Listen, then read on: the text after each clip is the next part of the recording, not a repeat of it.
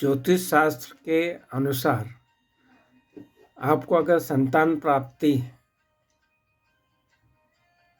चाहते हैं तो कुछ उपाय बताए गए हैं और अब उसकी हम चर्चा करेंगे। तो सर्वप्रथम तो हमारे सूर्य भगवान जो आपको साक्षात दिखते हैं, तो वहाँ पे रविवार को सुबह जल्दी उठकर सूर्योदय से पहले स्नान करके जो लालिमा युक्त सूर्य को हम देखते हैं, उनको शुद्ध दूध मिलाकर अर्घ्य दें। ये तो पहला उपाय हो गया जो भगवान सूर्य के लिए है।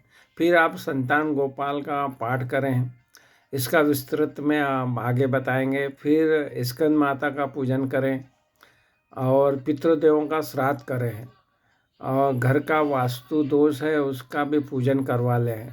इस तरह के सरल उपायों के द्वारा संतान की प्राप्ति बताई गई है शास्त्रों में। इसके बाद में जो हम बात करेंगे और भी उपायों के बारे में, सर्वप्रथम तो संतान क्यों नहीं हो रही है, इसका कारण है कि आप संतान प्राप्ति का उपाय कीजिए। मदार की जड़ को भी कमर में बांधने का शास्त्रों में बताया गया है। गोपाल सहस्त्रनाम का भी पाठ करने के बारे में बोला गया है। नवग्रह की पूजा करवाएं, गाय को आटे की लोई की रोटी लोई खिलाएं मतलब, और स्कंद माता की पूजा पाठ करें। तो ये तो कुछ जो बाधाएं अगर संतान प्राप्ति में आ रही है तो उसके लिए ये सरल से उपाय बताए गए हैं। उसके बाद पे जो संतान के लिए अगर ज्योतिषीय दृष्टिकोण से देखा जाए तो कुंडली का जो पंचम भाव है वो संतान के बारे में बताता है। तो और यहाँ पे जो कारक ग्रह बृहस्पति है उसकी स्थिति आपको संतान के बारे में दर्शाती है। तो इसका मतलब ये हुआ कि जो कुंडली का पंचम भाव उसका स्वामी की स्थिति केंद्र त्रिकोण में अच्छी हो, सुप्रभाव में हो, और बृहस्पति ग्रह जो संतान का कारक ग्रह माना गया उसकी स्थिति भी अगर कुंडली के केंद्र और त्रिकोण में हो तो ये एक अच्छी स्थिति है जो कि संतान आपको प्राप्त करवाएगी।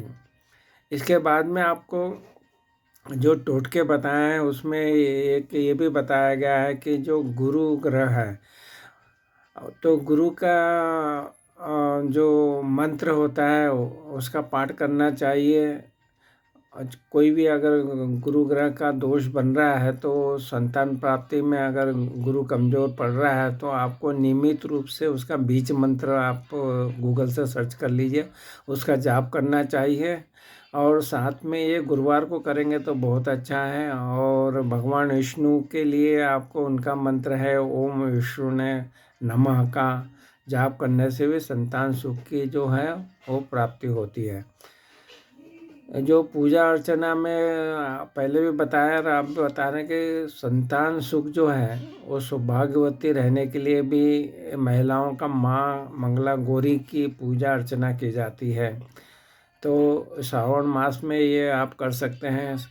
और श्रावण मास में जो करना है वो भोलेनाथ की पूजा अर्चना करना चाहिए। अगर वो नहीं हो सकती है तो आपको प्रतिदिन भगवान शिव जी को जो है भोलेनाथ जी को है उनकी उपासना करना चाहिए, सच्चे मन से करना चाहिए और हर सोमवार को करना चाहिए। इसके बाद में हम बात करेंगे जब भी कुंडली में पंचम भाव मजबूत है, पंचम भाव का स्वामी की स्थिति केंद्र त्रिकोण में है, गुरु की ग्रह की अच्छी स्थिति है केंद्र त्रिकोण में, तो ये संतान प्राप्ति के योग जब बना देगा जब पंचम भाव के स्वामी की दशा चलती हो, गुरु ग्रह की दशा चलती हो, पंचम भाव में बैठे हुए ग्रह की दशा चलती है और शुभ ग्रह हैं, तो ये आपको संतान प्राप्ति का योग बना देगा। उस दशाओं में आपको संतान प्राप्ति के योग बन जाते हैं। इसके बाद में जो संतान सप्तमी के बारे में शास्त्रों में बताया गया कि ये भी बहुत ही अच्छा फल देती है। अगर इसका भी आप माता पार्वती और शिव जी की पूजा करते हैं इस दिन में तो आपको संतान प्राप्ति में सहायक होती है। और ये व्रत आपको नियमित रूप से करना चाहिए अगर आप संतान प्राप्त करना चाहते हैं। जो पंचम भाव में या पंचम भाव का जो स्वामी अगर आपका मंगल, सूर्य, बृहस्पति, बुध और राहु है, तो ये पुरुष ग्रह कहलाते हैं। तो ये होने से पंचम भाव को प्रभावित करते हैं, तो ये पुरुष संतान का जन्म का बनता है। और उसके बाद में स्त्री ग्रह जो हैं वो चंद्रमा है, शनि है, शुक्र है और केतु है। ये इनका प्रभाव ये अगर पंचम भाव में है या पंचमे से है, तो ये स्त्री संतान का कारण बनते हैं। तो इसको आप अपनी कुंडली में देख सकते हैं या अपनी कुंडली का विश्लेषण करवा के देख सकते हैं। संतान योग जब बनेगा, जब हमने बताया कि संतान प्राप्ति का जो कारक ग्रह बृहस्पति की अच्छी स्थिति होती है और पंचम भाव जो है और उसके स्वामी की दशा चल रही हो, बृहस्पति की दशा चल रही हो, उन ग्रहों का प्रभाव अगर पंचम भाव पे आ रहे हैं, पंचम भाव के स्वामी के साथ आ रहे हैं, जब संबंध बनते हैं तो संतान प्राप्ति के योग बन जाते हैं। अगर हम बात करें तो मदार की जड़ जो कमर में बांधने की बात कही गई है शास्त्रों में, तो इससे क्या होगा, आपको शुभ परिणाम प्राप्त होते हैं और ये ग्रहों को मजबूत करते हैं।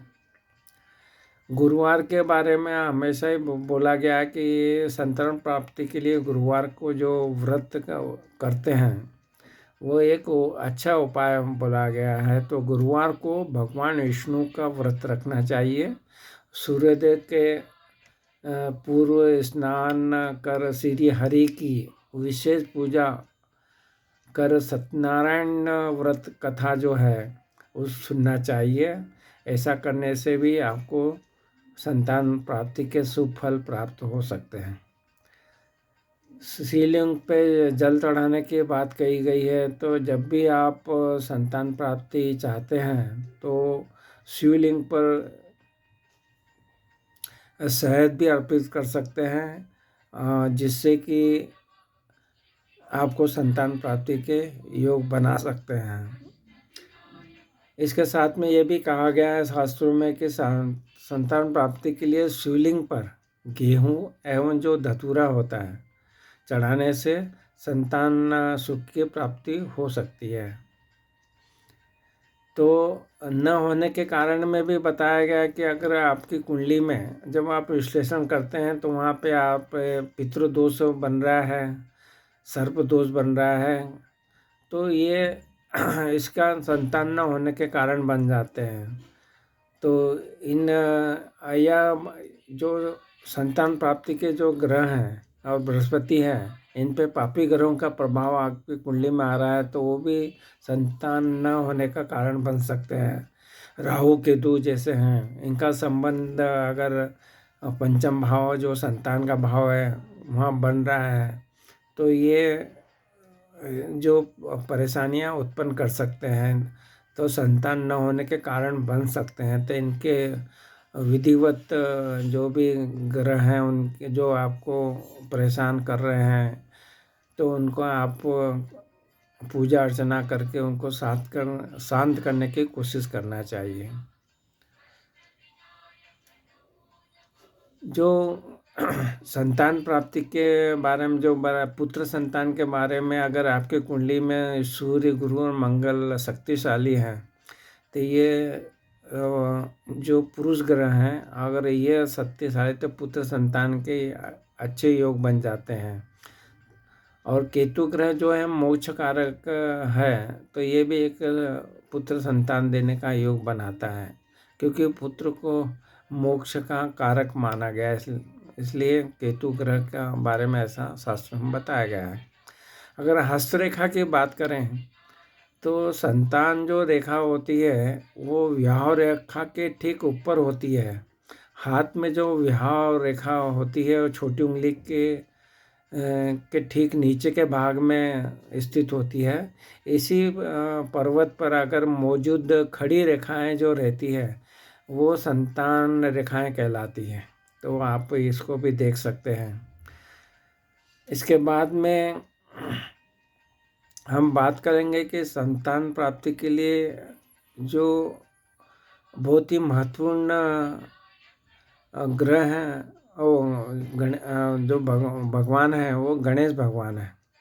तो गणेश भगवान की भी जो है, आप शास्त्रों के बोले तो रिद्धि सिद्धि और नवनिधि के दाता गणेश भगवान की जो पूजा अर्चना आराधना की जाती है, तो संतान प्राप्ति के लिए गणेश भगवान की आराधना और पूजा बहुत ही महत्वपूर्ण योगदान करती है। तो जरूर कीजिए, ये बेहद ज़रूरी है भगवान गणेश जी की पूजा अर्चना करना। इसके बाद में अगर प्रश्न कुंडली बनाते हैं हम, तो प्रश्न शास्त्र के अनुसार जब जो लग्न भाव का स्वामी अगर प्रश्न कुंडली में पंचम भाव में आता है, या चंद्रमा पंचम भाव में आता है, या लग्न में पंचम में चला जाता है, तो ये भी संतान प्राप्ति का संकेत देखता है प्रश्न कुंडली के अनुसार। इस तरह से अगर पुत्र प्राप्ति कब होगी, तो इसके बारे में बताया कि मासिक धर्म के समाप्त होने के बाद में 8वें, 10वें, 12वें, 14वें, 16वें दिन यानी सम दिनों के संबंध बनाने से पुत्र की प्राप्ति होने की संभावना हो सकती है।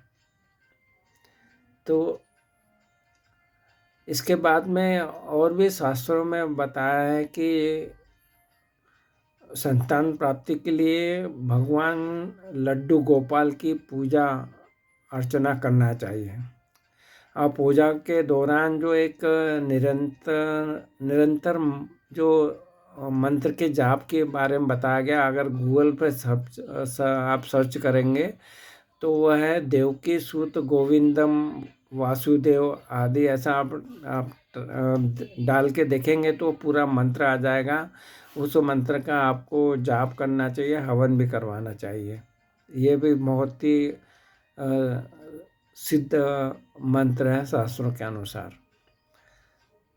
तो आज हमने जानने का प्रयत्न किया कि अगर आपकी कुंडली में संतान प्राप्ति के बारे में जो शास्त्रों में बताया गया उसको कैसा सरल तरीके से देख सकते हैं आप, या आप दिखवा सकते हैं। इन सब चीज़ों का अगर आप उपाय के साथ में कोशिश करेंगे तो ज़रूर संतान प्राप्ति आपको होगी। अगर वीडियो अच्छा लग रहा है तो इसको ज़रूर आप अपने ग्रुप में शेयर कर सकते हैं। और साथ में अगर हमारी जो चैनल है एस्ट्रोलॉजी सिंप्लीफाइड है, यहाँ और भी वीडियो उपलब्ध हैं जिनका आप लाभ प्राप्त कर सकते हैं।